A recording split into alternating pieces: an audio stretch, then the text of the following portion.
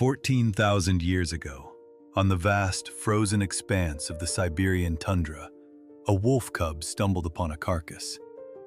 It was a colossal mound of reddish fur, a mountain of flesh from which a horn, nearly a meter in length, jutted towards the unforgiving sky. Driven by hunger, the cub tore away a piece of the strange meat and swallowed. Soon after, it died, its own small body flash-frozen by the relentless cold. There it lay, locked in the permafrost, a silent tomb preserving a final, ancient meal. Until the year 2020. When scientists examined the perfectly preserved stomach of the cub, they found it, a piece of flesh from one of the very last woolly rhinoceroses to walk the earth. This is not a flight of fancy. It is a tangible link to a lost world, a fragment of a creature that weighed as much as 2 automobiles, that carried on its face a weapon longer than a man's arm, and that lived alongside our most distant ancestors. Our forebears, 100 generations removed, saw these beasts with their own eyes. Inspired. The scientific world knows it as Coelodonta antiquita titan. Coelodonta, the hollow tooth, a reference to the deep cavity, a strangely poetic title for a 2-ton titan of the Pleistocene. The first scientific descriptions emerged as early as 1769. The naturalist Peter Simon Pallas, on an expedition through the wild lands of Siberia, discovered a skull and 2 horns protruding from the frozen earth. Imagine the astonishment. In an 18th century world still charting its own wilderness, here were the remains of a creature no living person had ever seen. But its story began long before, and in a most unexpected place. The evolution of the woolly rhinoceros was not forged in Siberia, but far to the south, on the high plateau of Tibet. 3.5 million years ago, a cold-adapted ancestor, Coelodonta thibetana, already roamed these frigid highlands, already cloaked in a thick coat of fur. While much of the planet remained temperate, the Tibetan plateau acted as a natural cryochamber, an evolutionary laboratory for survival in the extreme cold. These rhinos became champions of the Ice Age long before the Ice Age truly began.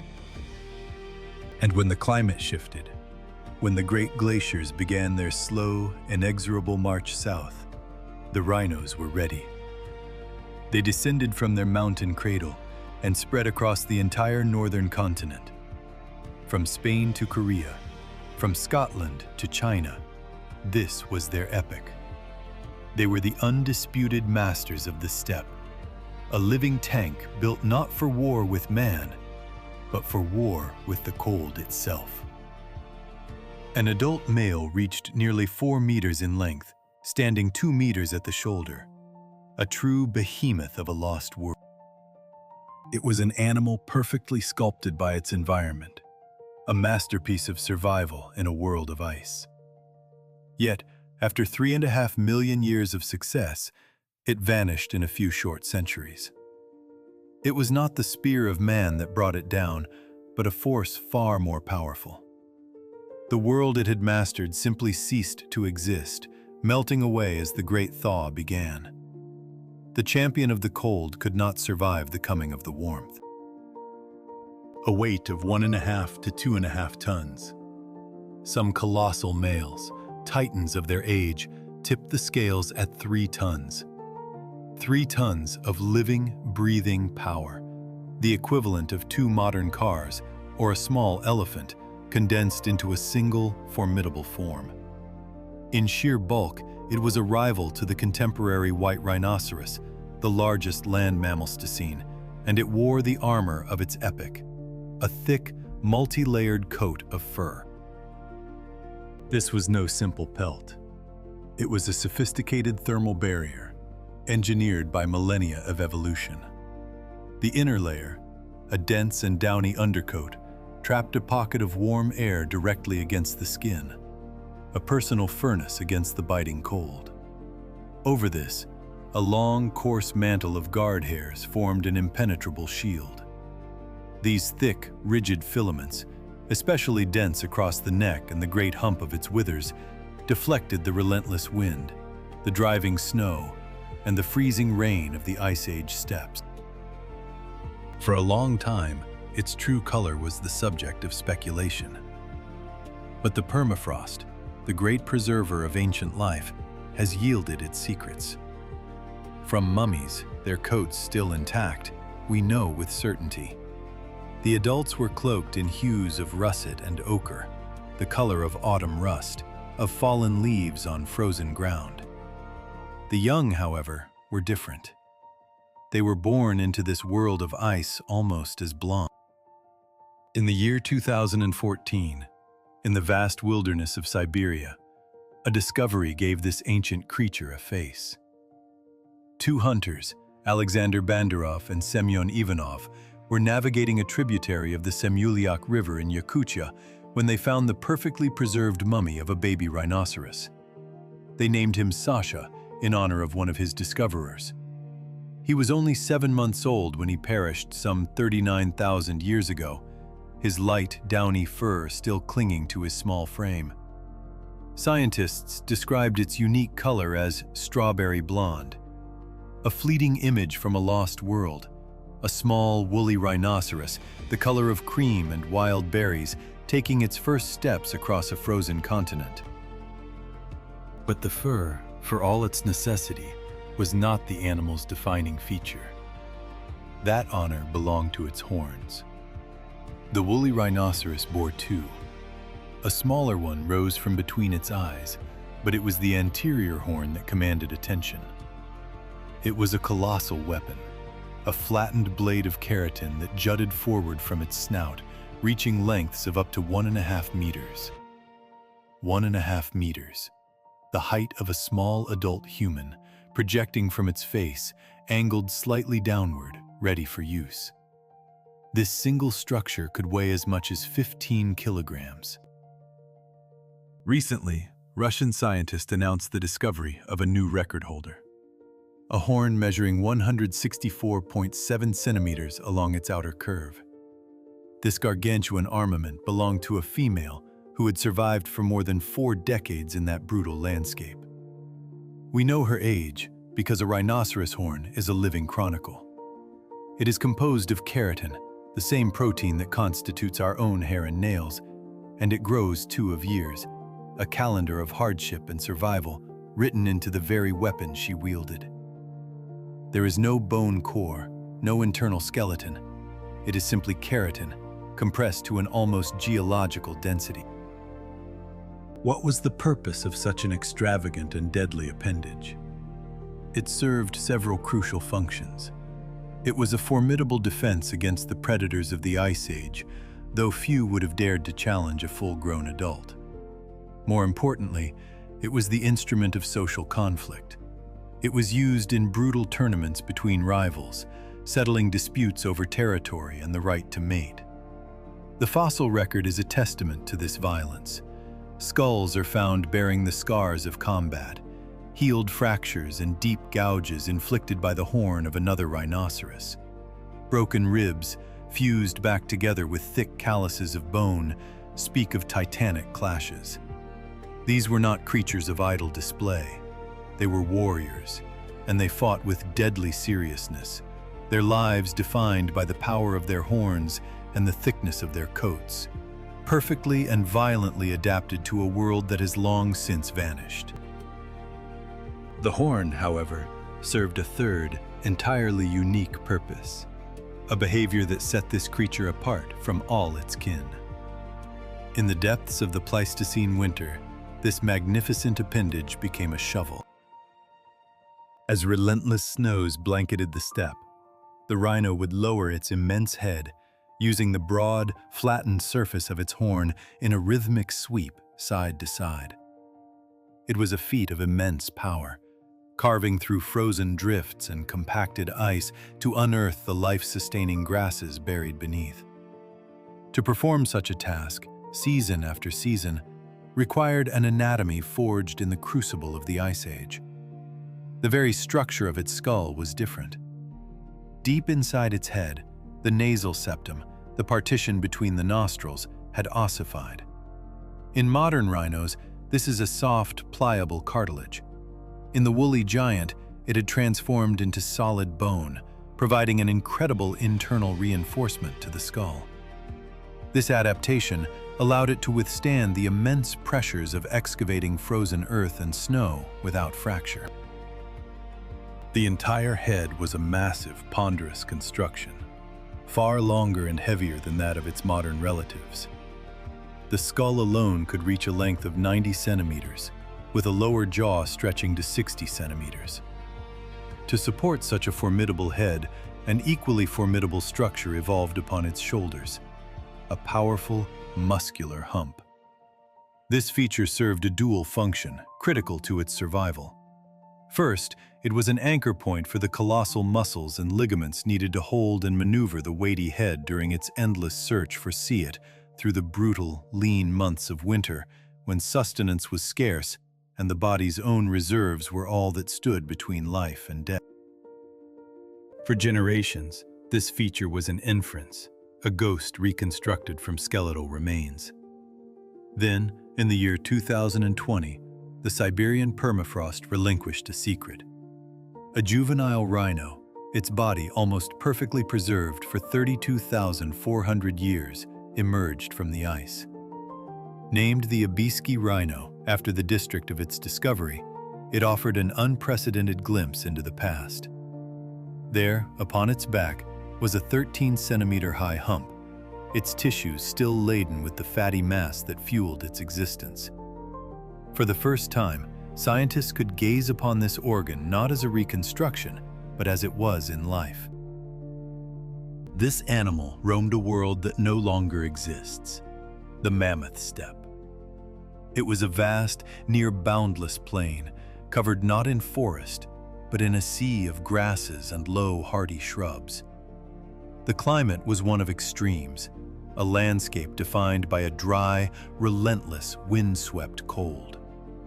Winters saw temperatures plummet to -30, even -40 degrees. Summers were brief and cool, with little precipitation. Trees were a rarity in this stark, open expanse.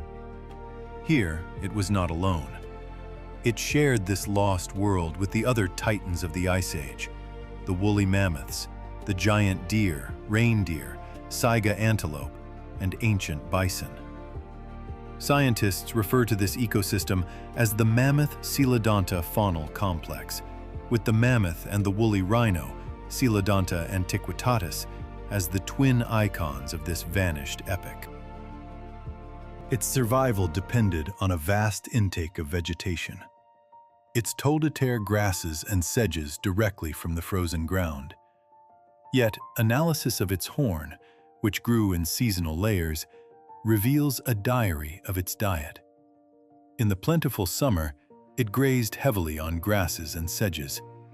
As winter closed in, it shifted its focus, becoming a browser, stripping the twigs and branches of any shrubs it could reach. Each season left a distinct chemical signature locked within the keratin, a permanent record of its struggle and adaptation. And here lies the most profound connection of all. The woolly rhino lived alongside our own ancestors. They saw this creature, they knew its power, and they immortalized it. 36,000 years ago, deep within the Chauvet cave in what is now southern France, a Paleolithic artist took a piece of charcoal and, by the flickering light of a tallow lamp, brought two rhinos to life on the cavern wall. They stand head to head, horns directed at one another, a frozen moment of primal conflict. Two males, perhaps, battling for territory. The image is one of breathtaking accuracy. The artist captured the characteristic low-slung head, the powerful shoulder hump, the very essence of the beast. It is a message across the millennia, a silent testament not only to the vanished giant, but to the human eye that saw it, the mind that understood it, and the hand that ensured it would never be entirely forgotten. Deep within the earth, On the cold limestone walls of forgotten caves, ghosts of a lost world flicker in the torchlight. Here, the artists of the Ice Age rendered their reality with an astonishing, almost scientific precision. They painted the woolly rhinoceros, not as a crude caricature, but as a creature they knew intimately. They captured the long anterior horn, sweeping forward in a deadly arc. They even shaded in the dark, characteristic band along its flank, a detail noted by modern researchers examining frozen carcasses. These were not fleeting glimpses. The people of the Pleistocene watched these animals with an intensity that allowed them to record the finest anatomical points. In the subterranean galleries of Rouffignac, in what is now France, one artist went further still. They depicted a small, almost insignificant protuberance on the animal's nose, a feature now believed to have been a specialized organ for warming the frigid air with each breath. It is a subtle detail, a whisper of biological truth that science would only confirm millennia later, after studying the perfectly preserved mummies pulled from the Siberian permafrost. To see this creature was one thing, to face it was another. The question of whether humans hunted them is not one of if, but of how. The answer is rarely and with extreme caution. An adult woolly rhinoceros was a fortress of muscle and fury, 2 tons of raw power. It wielded a meter-long horn, and while its vision was poor, its senses of hearing and smell could dissect the wind for the slightest hint of danger. At the first sign of a threat, it would not flee. It would attack. Modern rhinos can charge at 50 kilometers per hour, and there is no reason to believe their ancient cousins were any slower. To hunt such a beast was an act of desperation or immense bravery. For generations, we assumed this was the story of their end. A great beast, formidable, but ultimately no match for the cunning and spears of ascendant humanity. But the story, frozen in their DNA, tells a different, more complex tale. Recent genetic studies have revealed a staggering timeline. Humans arrived in northeastern Siberia approximately 30,000 years ago. The last woolly rhinos vanished from the Earth around 14,000 years ago. That is a period of 16,000 years of coexistence. And throughout that vast expanse of time, the rhinoceros population remained remarkably stable. Genetic analysis shows no signs of decline, no bottlenecks caused by overhunting. Their genetic diversity was high, as robust and healthy as that of modern African rhinos living in a thriving ecosystem. There was no evidence of inbreeding, no indication of a population in crisis. For 16 millennia, human and rhinoceros shared a landscape, and the great beasts held their own. If humanity's advance was not their death knell, what was? The answer was not written in blood, but in the air itself. The climate. Around 14,700 years ago, the planet began to warm with astonishing speed. Scientists call this period the Böhling-Alleröd interstadial. In the span of just a few centuries, global temperatures soared. The great ice sheets that had defined their world began to weep into the sea. The ocean level rose by 15 meters. The mammoth steppe, the vast, cold, dry grassland that was the rhino's kingdom, began to disappear. The world dissolved into water and warmth. The dry, grassy plains transformed into boggy forests and tangled shrublands. The very nature of the snow changed. The hard, windswept crust, which a rhino could easily clear with its horn to find forage, was replaced by deep, wet, heavy drifts. The nutritious grasses they relied upon were choked out by trees and shrubs ill-suited to their diet. Their world was vanishing from beneath their feet. Yet the true killer was a secret locked within the rhino's own biology. A specific mutation in a gene known as TRPA1, which governs the perception of cold, had given them a profound advantage. It made them far less sensitive to low temperatures. They literally did not feel the bite of the Ice Age frost in the same way other mammals did. It was the perfect adaptation for a frozen planet. But as the world warmed, this blessing became a fatal curse. The same genetic quirk that made them impervious to the cold left them utterly defenseless against the heat.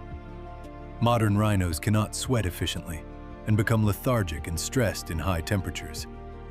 Their woolly ancestors, permanently entombed in their thick, shaggy coats, would have suffered unimaginably. A dying world. We can picture them there. Isolated groups, hungry, overheating, wandering a landscape that was no longer their own. Their extinction was not a sudden cataclysm, but a long, silent fading. One by one they fell, not to a spear, but to a world that had turned against them. Species by species, individual by individual, until the last of their kind stood alone beneath a strange, warm sun. And then, there were none.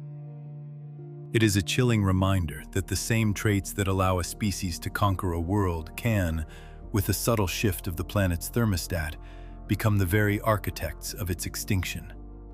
A perfect adaptation for one age is a death sentence in the next. The genetic record tells a story, not of a slow, lingering death, but of a sudden, catastrophic collapse. For the woolly rhinoceros, the end came with breathtaking speed. Analysis reveals that in the final moments of its existence, its genetic diversity was as robust as it had been 4,000 years prior. This was not a species fading gracefully into oblivion. It was an empire of flesh and bone that crumbled in the span of a few short centuries. Our intimate knowledge of this Pleistocene giant comes not from scattered bones, but from the frigid embrace of the earth itself. Across the vastness of Siberia, a giant natural cryochamber holds the secrets of a lost world. The permafrost, in its timeless stasis, has preserved for us treasures beyond imagination. There is Sasha, a baby rhino, its strawberry blonde fur still intact after 39,000 years. And a young female, her body perfectly conserved with a fatty hump on her back, a time capsule from 32,400 years ago. As recently as the year 2024, gold miners in Yakutia, digging into the frozen soil, unearthed yet another mummy, its formidable horn and soft tissues miraculously preserved. It was the sixth such complete specimen to emerge from this region alone, each one a frozen messenger from a forgotten epoch. Yet this creature of the ice is not entirely without kin. A living ghost of its lineage still walks the earth. In the sweltering tropical forests of Southeast Asia, the Sumatran rhinoceros survives. Small, covered in a sparse coat of reddish hair, it is the woolly rhino's closest living relative. Genetically, their paths diverged some 9 million years ago, but the ancient bloodline is unmistakable. And here lies a bitter, repeating irony. The Sumatran rhino, this last living echo, is itself walking the precipice of oblivion. Fewer than 80 individuals remain. History is rhyming, but the verse has changed. This time, the culprit is not a planetary fluctuation of ice and warmth, but us. One of the great riddles of the Ice Age persists. We know that woolly mammoths, bison, and reindeer made the Great Migration across the Bering Land Bridge, venturing from Asia into the New World of North America. But the woolly rhinoceros, a Titanic land bridge itself, somehow inhospitable to them? Was the snow too deep for their short, powerful legs? Was the arduous journey simply devoid of the specific grasses and forbs their bodies required? Or did they simply run out of time, the bridge sinking beneath the waves before they had the chance to cross? Whatever the reason, the woolly rhinoceros remained an exclusively Eurasian beast. The Americas would never know its presence. For 3.5 million years it endured, It weathered dozens of glacial cycles, each one a planetary ordeal. It spread its dominion from the shores of the Atlantic to the vast expanse of the Pacific, becoming one of the most successful large mammals in the planet's history. And then, in the geological blink of an eye, the climate shifted with a speed it could not match. And it was all over. Today, the story continues in laboratories and museums. Scientists meticulously extract ancient DNA from the mummified remains. They read the isotopes locked within the creature's lair. Every new discovery in the thawing permafrost is another chapter in a book we are only just beginning to comprehend. The question, of course, arises: could we bring it back? Theoretically, the possibility flickers. The DNA preserved in the Siberian mummies is remarkably complete. The Sumatran rhino could, perhaps, serve as a surrogate mother. The technology of gene editing advances by the day. But this is a project for decades, if not centuries. And it begs a more profound question. Where would a resurrected woolly rhinoceros live? The mammoth steppe, that vast, cold, grassy plain that it called home, is gone. The world it was built for has vanished along with it. The next time you stand before a rhinoceros in a zoological park, look closely. See in its powerful form the ghost of its woolly cousin. Remember the one who roamed the plains of Europe and Asia, who faced our ancestors in a world of ice. The same creature they watched with awe. Paint a memory. 14,000 years ago, a wolf cub fed upon its flesh. This creature was here. It was real. And then, it vanished. This was the woolly rhinoceros, an Ice Age titan more perfectly engineered for the cold than any modern polar explorer. Its dense, shaggy coat was an impenetrable fortress against the wind. Its colossal horn, often a meter in length, was not just a weapon, but a specialized plow to sweep aside deep snow, exposing the frozen grasses beneath. Herein lies the profound irony of evolution. In becoming a master of a single, frozen world, the rhinoceros sealed its own fate. An adaptation so perfect became a fatal vulnerability. When the great ice sheets retreated and the world began to thaw, its very specialization became a cage from which there was no escape. Imagine the being, standing 2 meters at the shoulder, a behemoth of 1.5 tons, with poor eyesight and an instinct to charge anything that moved. Perhaps some giants are best left as ghosts of the past. Their stories a stark reminder that the same traits that allow a species to dominate an epoch can also write its final chapter.